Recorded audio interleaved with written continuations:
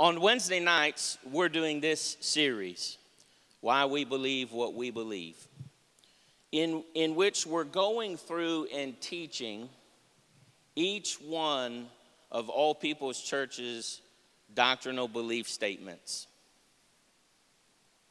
We have 18 doctrinal statements that we believe to be very important to who we are as a Church of Jesus Christ and who we are as believers. We used to have 16. Recently, we added 2 of them as we went through and took a look to see if anything needed to be tweaked about them. And we added 2 due to the necessity of the times. And so we're teaching them on Wednesday nights because we get to go into a little more depth than we probably would do on Sunday morning. For statement of belief number 7, we addressed the biblical view of sexual purity. Gabriel taught on that on the 20th of October. Statement of belief number 8 is a new one that we've added that addresses gender. Anyone know why we had to add that?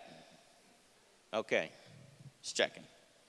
Statement of belief 9 addresses marriage. And as I began, it's my responsibility to teach number 8 and 9. And as I began to study those out, I was really impressed that I needed to teach them on Sunday morning and not Wednesday night.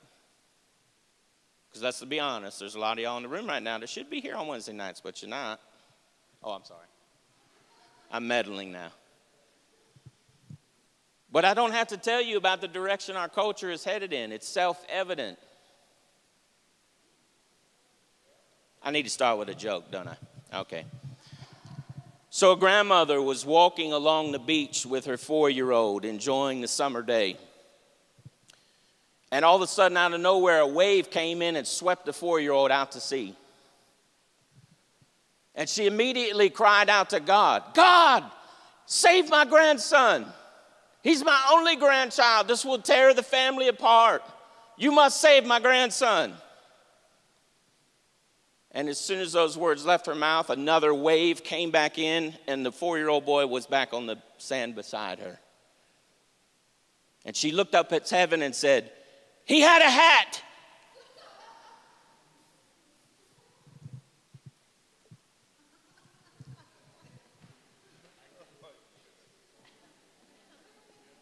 That was good?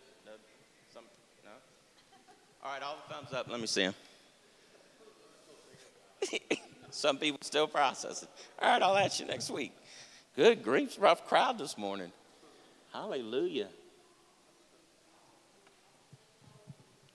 I was thinking about that, and I thought, if All People's Church was a church in the book of Revelation and I was writing them a letter, I would say, All Peoples, you're very generous. You pursue holiness.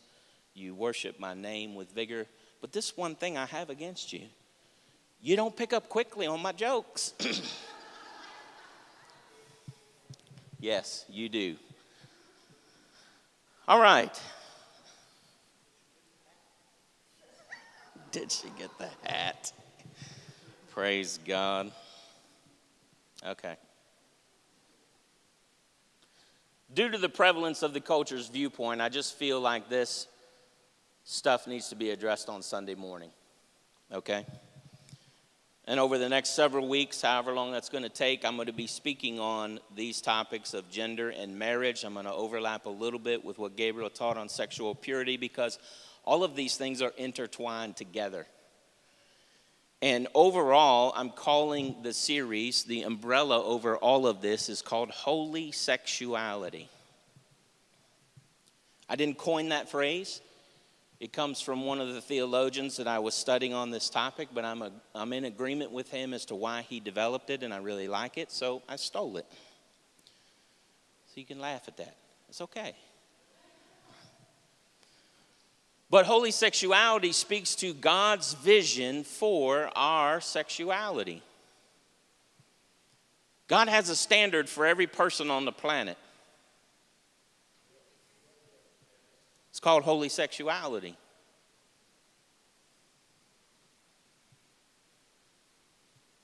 I'm hoping to teach you all what that is. I'm going to address being made in the image of God, which I have to say, Cole is also teaching number 10 on Wednesday night, so we're kind of got this scrambled now. But he's hitting on things of the image of God this coming Wednesday. I'll be hitting on the image of God next Sunday. It's all going to be good. He's talking about things that are different than me, but it's all going to come together. It's very, very good. I'm going to be talking about the effects of sin. I'm going to be talking about humanity. I'm going to be talking about temptations and desires and how you deal with them. I'm going to be talking about sexual orientation. I'm going to be talking about marriage and its purposes. I'm going to be addressing singleness. I'm going to be talking about sanctification and discipleship in the context of sexuality. And I'm going to be talking about compassion and outreach when we're dealing with people who have yet to come into holy sexuality. And Cole, I'm going to switch mics because I realize I'm just holding this.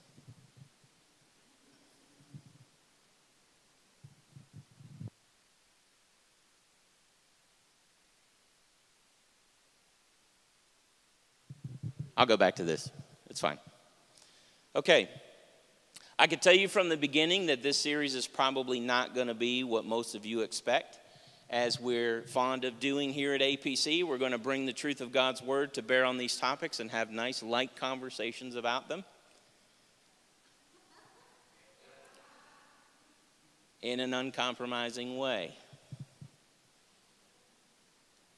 Now, as I've looked at this stuff over the last several weeks and as I've studied the Word of God, I have to be honest, there's probably more correction for the church in here than there is for anybody else. The Church of Jesus Christ has failed to lead in this regard. We have failed to have a voice. We have failed to hold the line.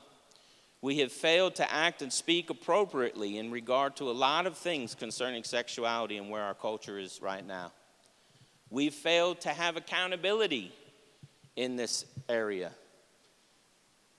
And probably the most sad is that we've failed to biblically love those that are impacted by these issues.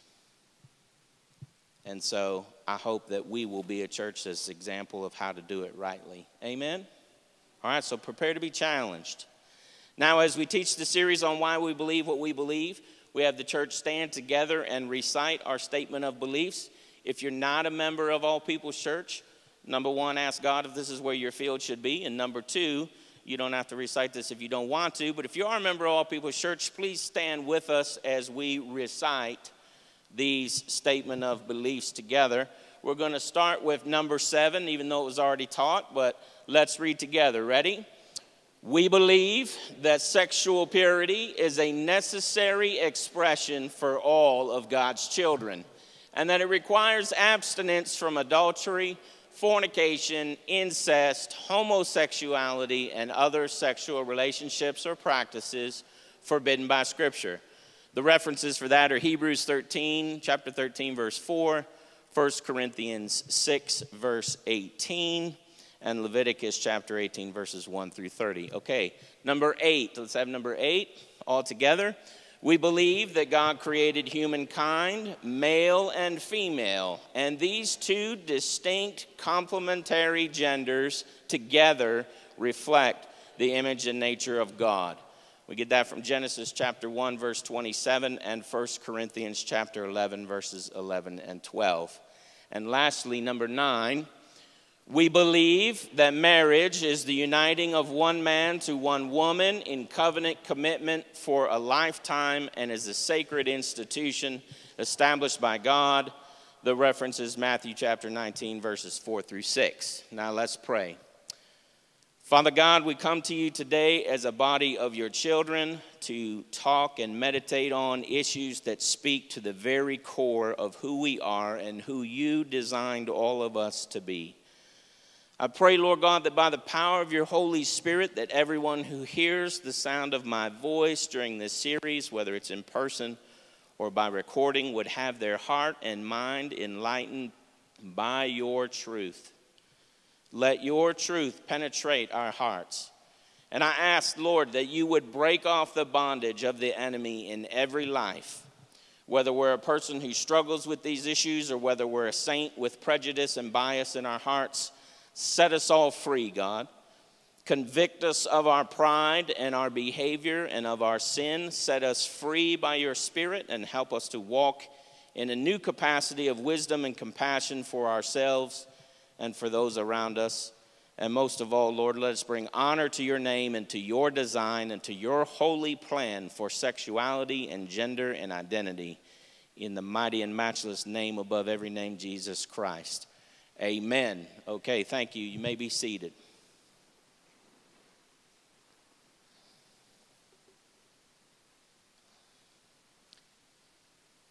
These are difficult topics to address.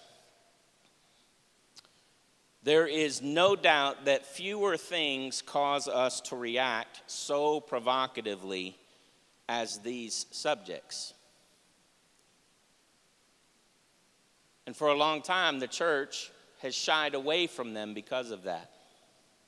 We can't do that. It's our job as the church to speak the truth in love and communicate who God is. One of the reasons we're even doing this, last month this church had a conference for young ladies where we talked about many issues related to sexuality. We had that conference because there's a huge information gap in the teaching of the church on these topics. And when we are the Church of Jesus Christ and we fail to address that information gap, guess who's standing by to fill in? The enemy. He is more than willing to contribute his ideas when we fail to contribute his, God's.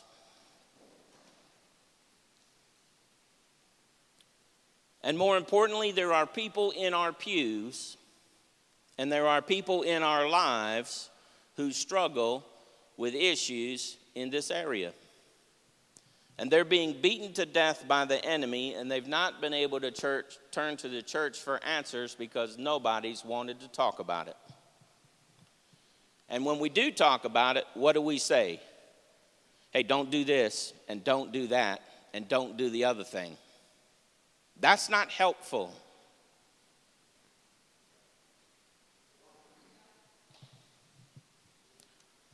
So we're going to go there.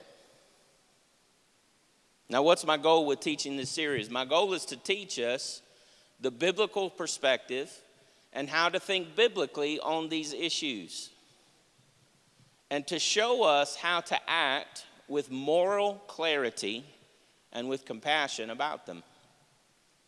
For those that struggle with issues of sexuality or gender and identity, my hope is that the truth of Jesus Christ will give you answers and set you free.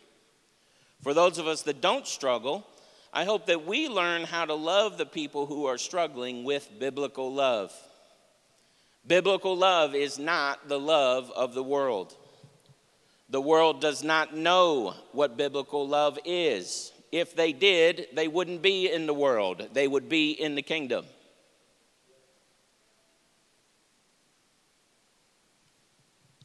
And a major portion of our responsibility as Christians is to show them biblical love so that they can meet the lover of their souls. So I desire that we all have clarity necessary to approach these issues with compassion that is based on God's truth. Because I believe that everybody that's in this church wants to do right. Anybody in here right now want to do wrong? Okay, I see no takers. Thank you. We're on the right step initially. So everyone wants to do right. That's wants for most people. I say wants. Right, honey?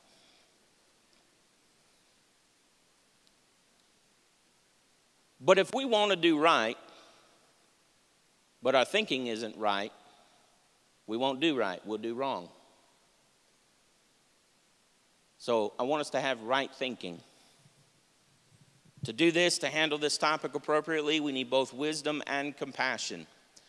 Listen, compassion without wisdom is extremely damaging to people.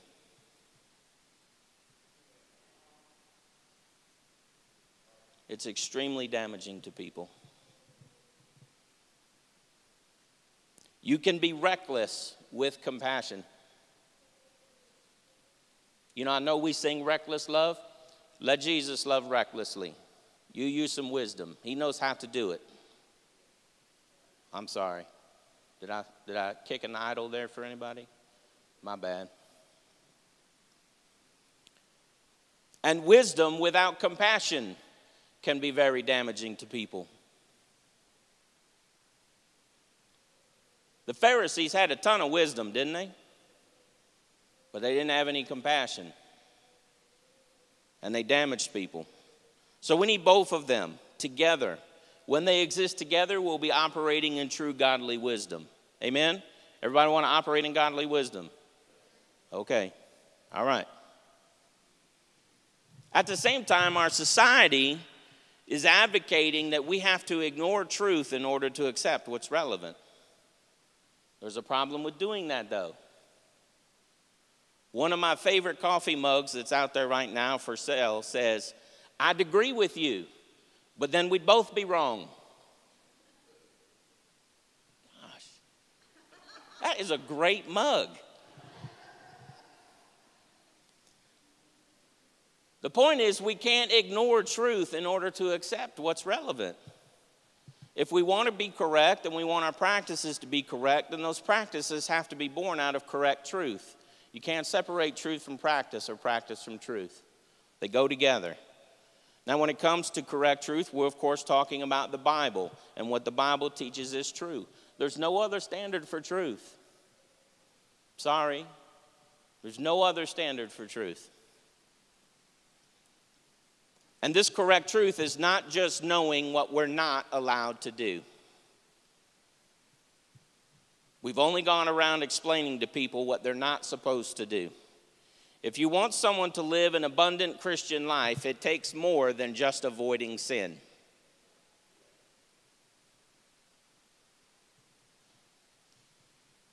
Tough sell, I can tell. But when our only focus is avoiding sin, we miss the whole point of the gospel.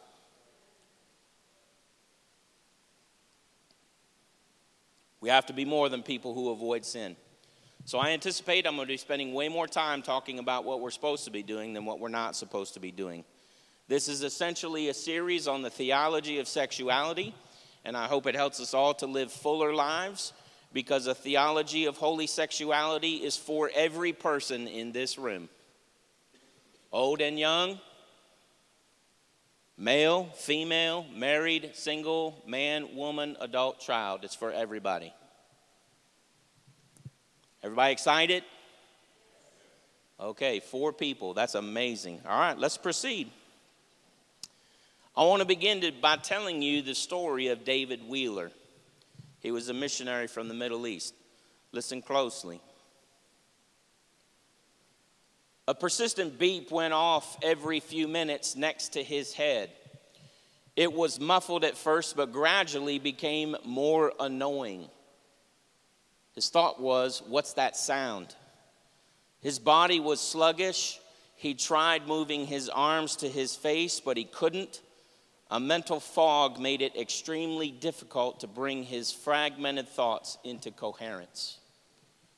He thought, where am I? He opened his eyes and winced at the light. As he tried to move his arms again, he noticed that he was strapped to the bed. Panic filled his mind and his heart raced. The beeping next to his head grew louder and faster. A nurse ran into the room and tried to calm him down. He tried to speak but couldn't. It was as if he no longer knew how to put words together.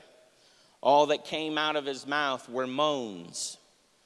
Thrashing about, he tried to break free. The nurse shouted, and then other people quickly appeared beside the bed and were pressing him down. And he was thinking, what are you doing to me? Who are you? Why am I here? Unfortunately, this confusion from severe memory loss and impaired motor skills continued for weeks. Using words and making decisions were very difficult for him. The slow and arduous road to mental and physical recovery lasted several months. This was David Wheeler, a graduate of Moody Bible Institute. He had gone to the Middle East to be a missionary with Operation Mobilization for 2 years. And he'd come back home to stay with his parents on furlough, and while there, he suffered a massive heart attack stemming from a congenital heart condition. His parents were away, but David was able to call an ambulance before he fell unconscious. But he suffered prolonged oxygen deprivation to his brain, and he experienced severe short and long-term memory loss. At the hospital, he didn't know his name, his age, his home address, his phone number, his parents' names, or even what year it was. This was the reality. David had no idea who he was. To make matters worse, his wallet and identification were misplaced, possibly even stolen at the hospital where he had been taken. And he'd only been back from the Middle East for a few days, so he still had years' worth of long hair and a beard. He looked like a homeless man. So for many days, because of the post-traumatic amnesia and bizarre combination of factors, David had no name or legal identity, and he was presumed to be just that, a deadbeat homeless man who lived on the street, and he was treated as such. His hospital records simply recorded his name as John Doe. David's parents had no clue about their son's heart attack or the stay in the hospital. When they returned home and he wasn't there, they assumed he'd gone to visit friends. So when he hadn't called or showed up back home for several days, they began to be concerned. And they went out to try and figure out what happened to their son.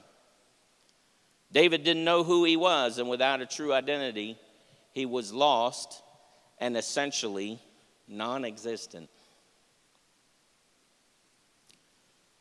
The problem that we are facing right now, today, in the world and in the church and in this room, is the question of identity.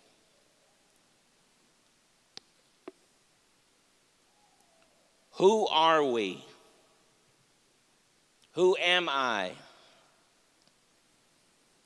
Whenever we hear about issues regarding gender and sexuality, invariably, this statement always comes out. This is who I am.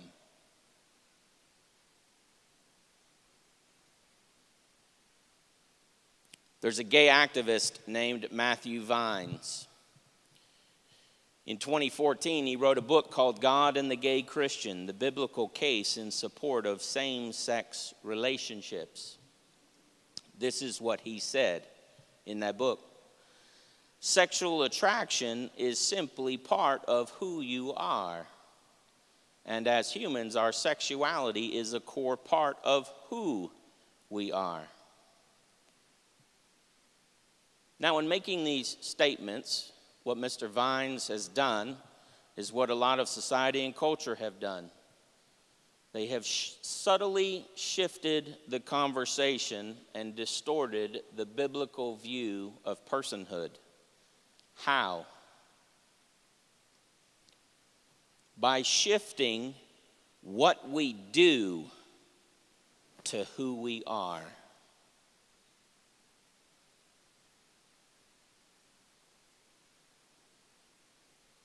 Our first task is to assess these statements, because his statements are either true or they're false. We'll do that in a minute.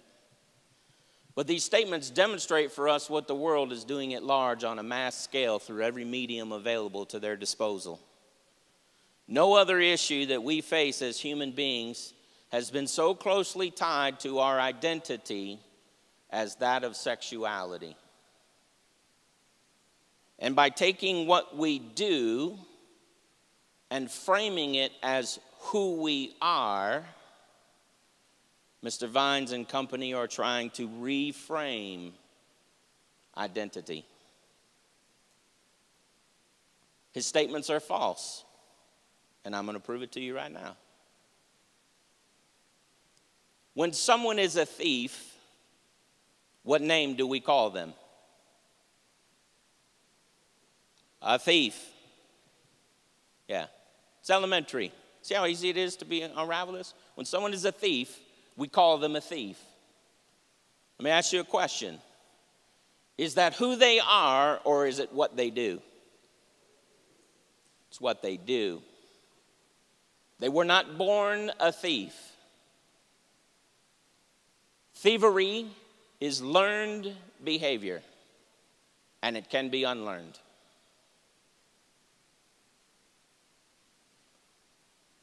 When a person is a murderer, what do we call them? A murderer or a killer. Is that who they are or what they do? It's what they do. They were not born a killer or a murderer. It is learned behavior. Let's get a bit more relevant. When someone is an adulterer, what do we call them? An adulterer. Is that who they are or what they do? It's what they do. Y'all catching on? They were not born an adulterer. It is learned behavior. It can be unlearned.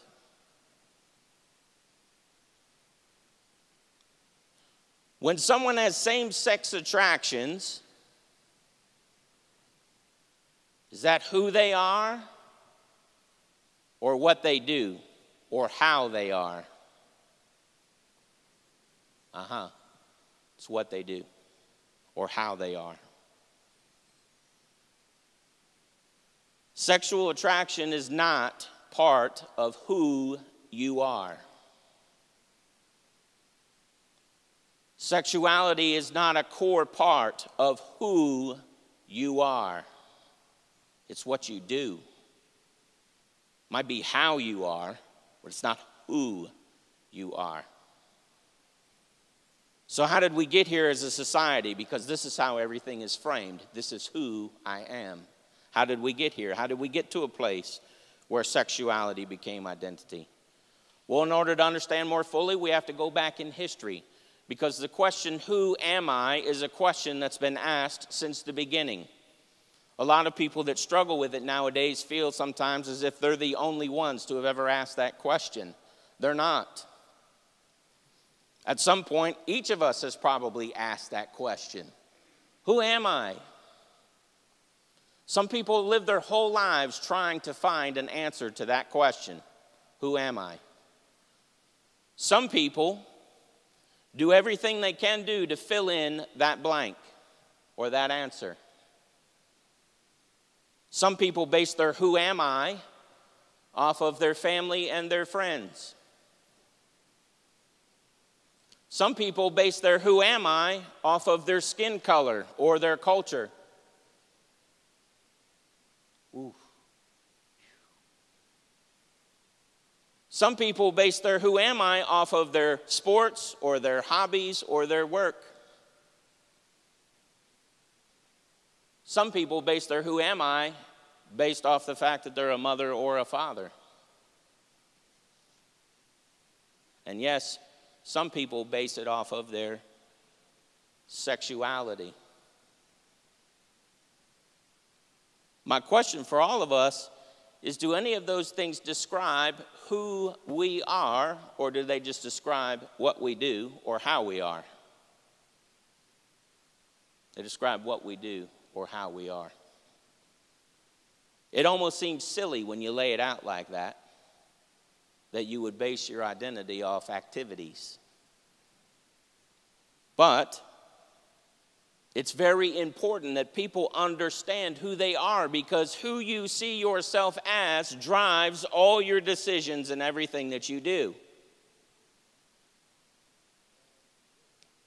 It affects their choices. It affects their lifestyle. It affects their relationships. It affects how they spend their time. Now, part of living out of our identity is God-given, because our thoughts and our actions are influenced by who we are. But we have to get that identity piece right, because it's at the foundation. And if it's not right, nothing else will be right that we try and build it on or build upon it. Is that clear for everybody? Anybody confused? Have I lost anybody yet? Who would rather have me talking about anything else? No, put your hands down. That was a joke. Just kidding. No one raised their hands. I was kidding. One theologian I read put it like this: who we are, our essence, determines how we live, our ethics. And how we live determines who we are. Why is that important? Because if we have a flawed view of who we are, we'll have a flawed personal ethic. If we have a flawed personal ethic, we'll have a flawed view of who we are. How does this affect sexuality? Because at the end of the day, it doesn't matter where I think I fall on the sexual orientation spectrum.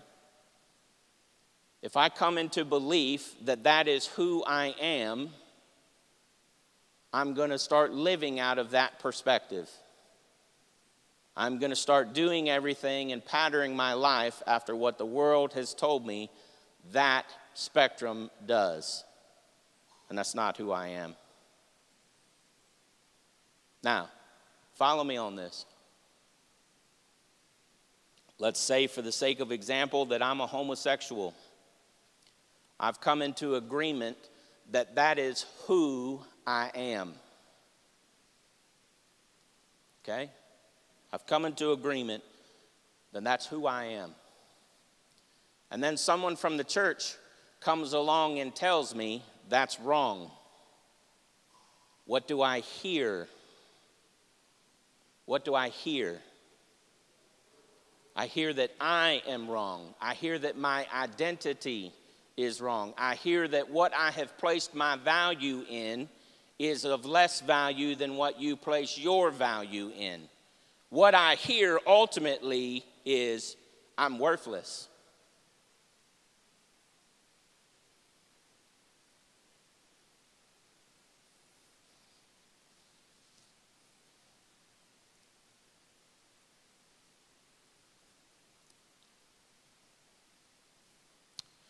And the problem I have with the church is we have elevated the need to be right above saying you're worthless.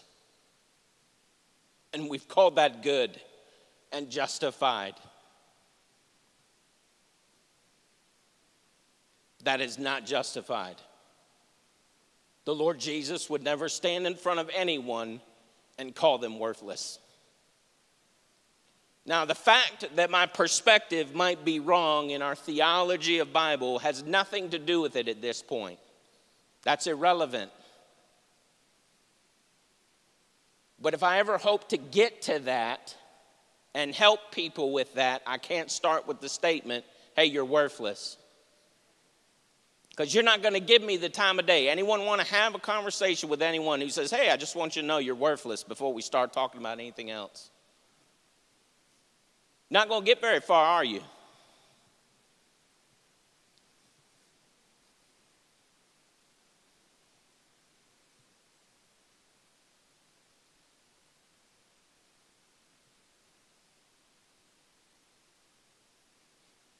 If we want to make a change in this area of the culture, we're going to have to adjust our thoughts and our speech. I have no doubts that we have the truth. That part I'm not worried about. But we got to know how to communicate it, because we don't know how to communicate it well. So I hope that through this series we learn how to communicate it. Amen? Because the truth is that according to Genesis chapter 1, verse 27, we are all made in the image of God. And why that's important to know is because when you realize that you are made in the image of God, it automatically gives you value and meaning and destiny and purpose, which is what they're all looking for, which is why they're all trying to figure out, who am I?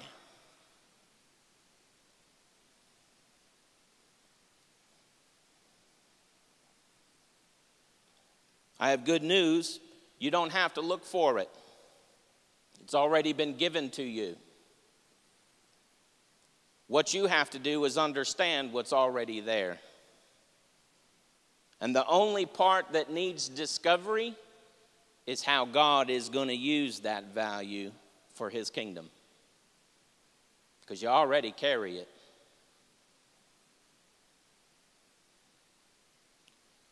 The fundamental cause to this entire identity issue is that as human beings, we have decided, or we've become convinced that we have the ability or the power to decide what our identity is, and therefore we need to find or discover that identity. Now, this is what is happening when you do that. You are asking God to move out of the chair that he rightfully belongs to sit in so you can sit down.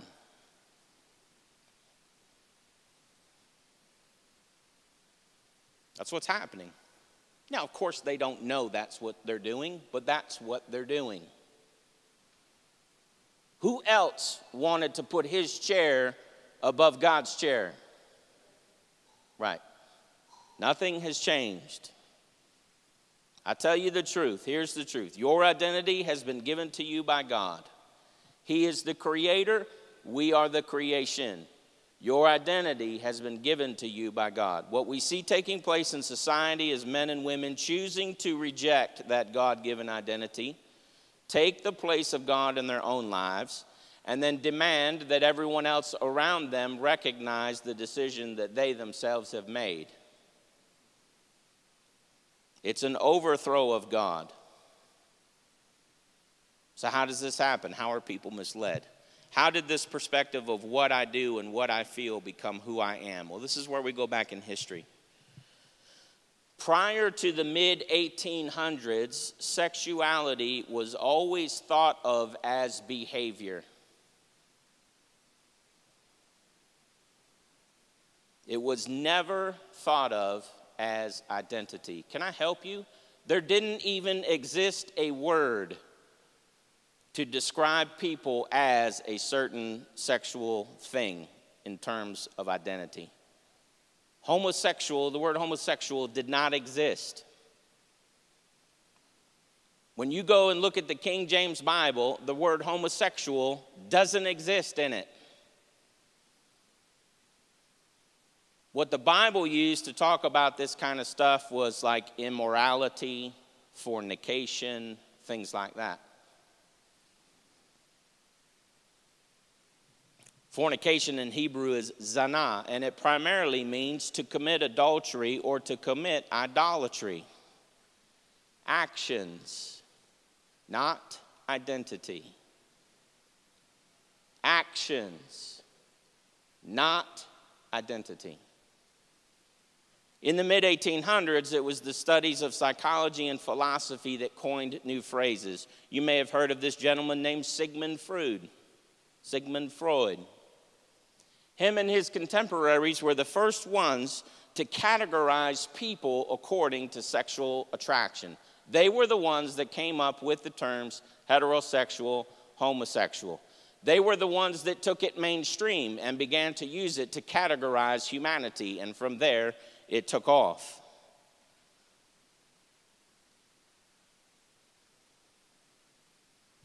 What else was happening in that time? This is the period of time known as Romanticism. Europe was having tremendous change within subjects of art and music and literature and academic thought. People in their own opinions were becoming enlightened, reaching new levels of consciousness. They began to espouse ideas about individuality and emotion. These things were elevated over things that were scientific and that could be proven. So reason gave way to emotion.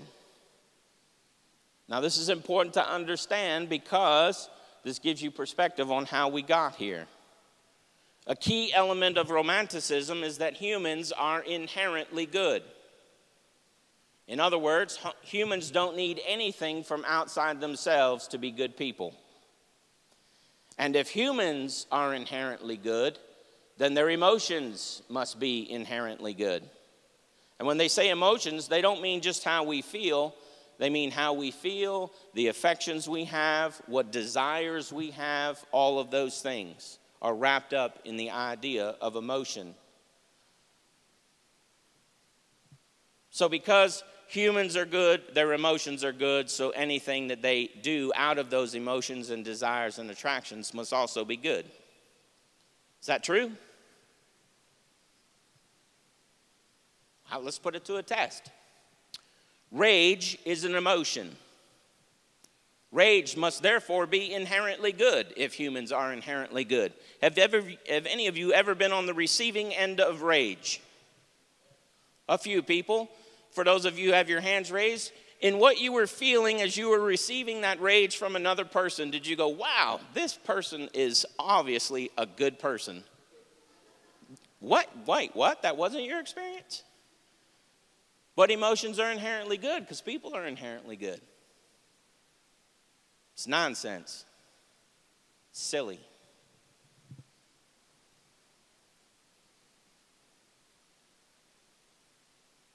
Humans are not inherently good, and neither are their emotions or their thoughts or their affections or their desires. What was also happening at this time was a movement known as existentialism. The school of thought focused on existence and personhood and individuality, personal freedom, independence. There was a very strong emphasis on living life to the fullest as dictated by whatever you felt you should go do. I was just reading this morning that a young man was arrested in Florida because he's a social media influencer and he makes $300,000 to $400,000 a year. And so he was seated beside a police officer at a traffic light, and he decided he was going to squeal his tires and go on a 100-mile-per-hour chase because that he felt good, and he just felt that that's what he could do. He apologized after they were booking him in jail and realized that that was probably not a wise decision. Wow. Some philosophers believed that truth could only be discovered subjectively through one's own actions, and as a result of these actions, each person had to take it upon themselves to figure out what was true and who they were and what their purpose was. Anybody heard of Friedrich Nietzsche? Nietzsche took existentialism to the extreme, a belief called nihilism. Nihilism was the idea that life has no inherent meaning or value because when he was practicing existentialism, nothing was working out for him. He eventually went mad.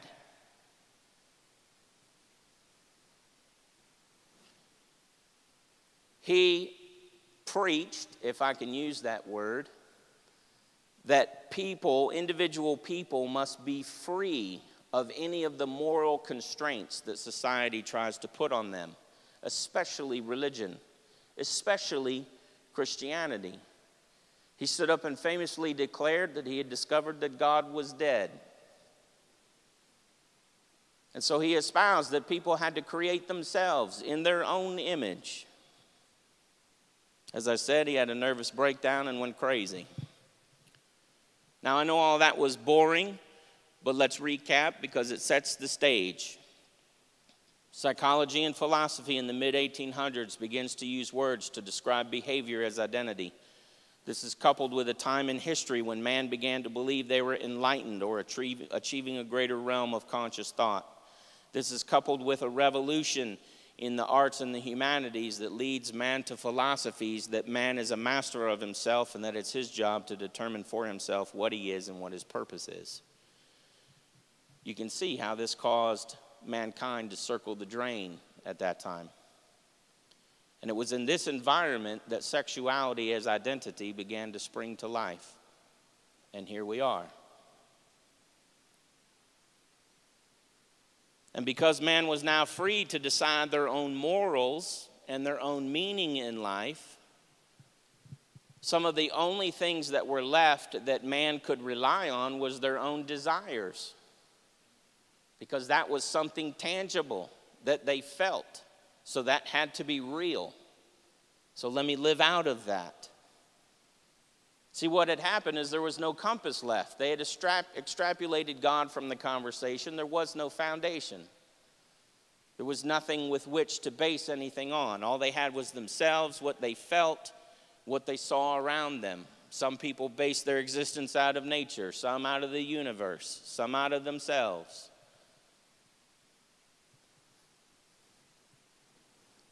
If there's no foundation, if all we have is our existence, well, then there's no ethics.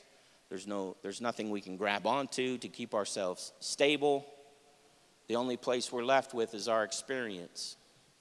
So experience becomes truth. If I'm no longer who God created me to be, and I'm who I created me to be, and I feel this, and I desire that, and I do these things, that must be who I am. Cole and I were talking about this on Wednesday night, and he said, he believes this is the number one contributor to all the anxiety that's going on with this generation. Because they're trying to carry responsibilities that are not theirs to keep or carry. We all feel pretty safe in this room right now, right? Does the floor seem stable to you? Floor seems stable. Everybody's grounded. Nobody's panicking about sitting here. Well, you might be, but it ain't because of the floor. But what happens if I go under this floor and I start cutting the underpinnings of it? With each cut, there's going to be more movement to the floor, more instability. And if I cut away long enough, this thing is going to move pretty good, isn't it? How many of y'all are going to feel no anxiety sitting here after that? You're not, are you? Because what's going to be removed is the foundation that's holding this floor and helping us feel secure. But if it no longer exists, we're not going to feel as secure as we did right now. Y'all catch that? And that's what's happening in the psyche of people. The culture is ripping away any idea that grounds who we are to anything and telling everyone they got to go figure it out for themselves. Here's truth. The Bible, the Word of God, never uses someone's sexuality as their identity. Not one time. Why? Because it can't. The Bible only speaks truth. And so it's not possible that the Bible would use someone's sexuality as their identity. I'll let that one sit.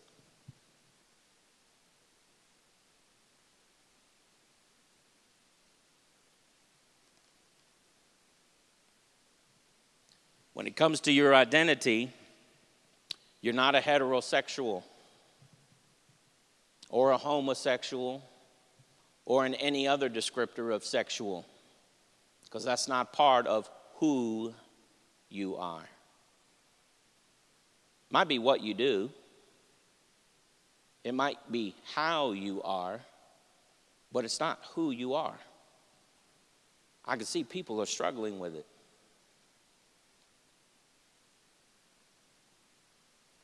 Does Genesis 1:27 say, in the image and sexuality of God, he made man? Does it say that? No, it doesn't. Now, it does say male and female, but that's gender. I'm talking about sexuality. There's a difference. Your sexuality is not who you are. It's not your identity.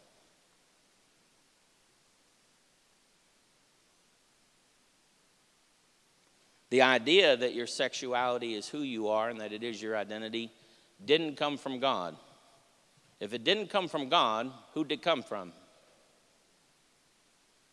There's two choices. The enemy of your soul and mankind, who are inspired by the enemy of your soul. That's the only two places it can come from. Need I mention that other guy, it's his job to destroy you? Just throwing that out there. How you are and what you do is not who you are. Experience does not supersede who we are. I can frame that in the context of Christianity because everybody is always trying to put what they're experiencing or not experiencing with God as something's wrong with me.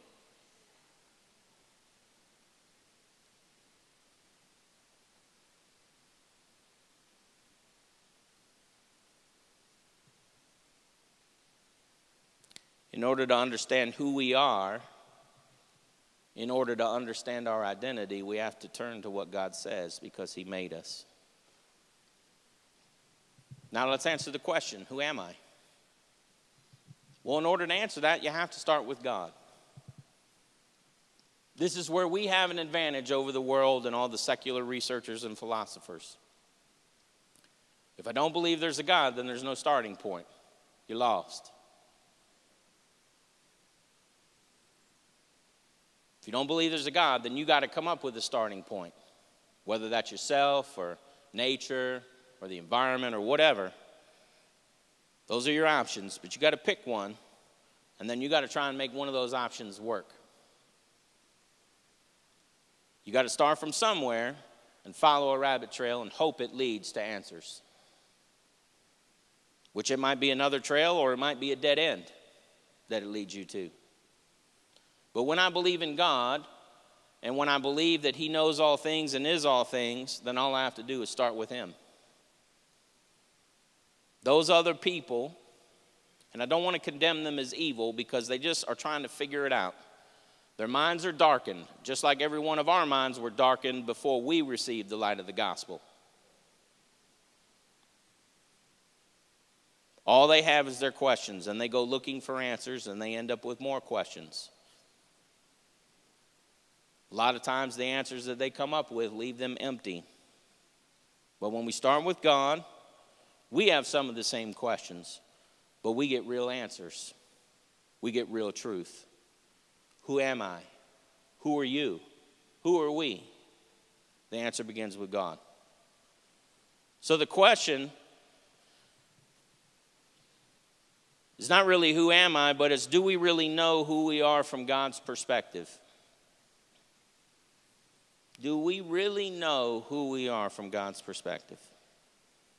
If we don't understand that, how are we expected to understand anything else, let alone sexuality? Our identity is the root of who we are, and because we can't form it for ourselves, we have to receive it from the one who formed us. This should give us a clue as to why the world is in so much confusion right now about all things identity. And it's because Satan, the one who steals and kills and destroys, the guy who wants to destroy everything that is sacred and precious to God, knows that if he can cause confusion, he can lead people astray. Confusion is the word to describe what is going on right now. Out of their mouths, you hear them say it. I'm so what? Confused about who I am. Or I remember a time that I was confused about who I was. God is not the author of confusion, according to Scripture. So again, if God is not the author of confusion, that means someone else is. You really only have two choices. So if we want to understand human sexuality, then we need to understand humanity. In order to understand humanity, we have to go to God. In Isaiah chapter 55, verse 9, God says this, "For as the heavens are higher than the earth, so are my ways higher than your ways, and my thoughts than your thoughts." See, God's thoughts are not limited by human knowledge. Our thoughts are. People say, no one understands me. I guarantee you that God understands you so much, he would make your head spin. He knows exactly why you think the way you think, why you say the things that you say, why you do the things that you do. There is not a question or a thought or a motive or a behavior about you that he cannot answer.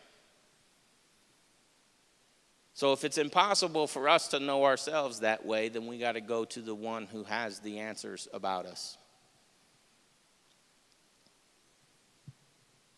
I promise you, you can turn to his word and get the answer to all of your questions generally, and most of your questions specifically. So because we're aiming at statements of faith that cover marriage and gender and sexuality, we got to handle issues of biblical theology, specifically the image of God and the doctrine of sin. It's important that we handle those together and not separately.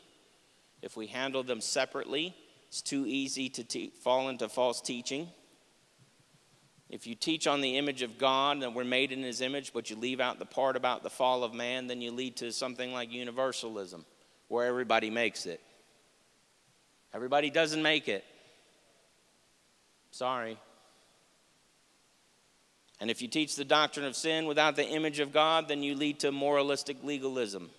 So we handle both. And since they both have their origins in the beginning, that's where you got to start. In the beginning. So next week, we're going to start at the beginning. We'll be reading from the first chapter of Genesis so we can lay the foundation and the framework for all of these issues, gender and sexuality and marriage. This is going to be a profound study. It's going to be in-depth. I want to encourage you, if you know of someone in your life who struggles with this kind of stuff, invite them to church. Tell them about the podcast, whatever. Just give them an access to the truth.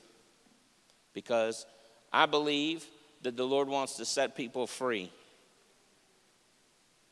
I believe he wants to break off bondage in a whole lot of arenas under this umbrella that I'm calling holy sexuality. Amen? Is that too heavy? Don't ever tell me no like that. It would be real heavy. No, I'm just kidding. All right, let's stand. Anybody got anything before we dismiss? Father, in the name of Jesus, let the Holy Spirit come on each and every person who's with us, that the light of your truth illuminate every corner of our lives. As we go through all these topics, God, help us to catch your vision for our purpose. Help us to catch your truth. Help us to be able to have an answer when the world comes and asks us their questions. And let it all be rooted and grounded in your Son, in your word. In the name of Jesus. Amen.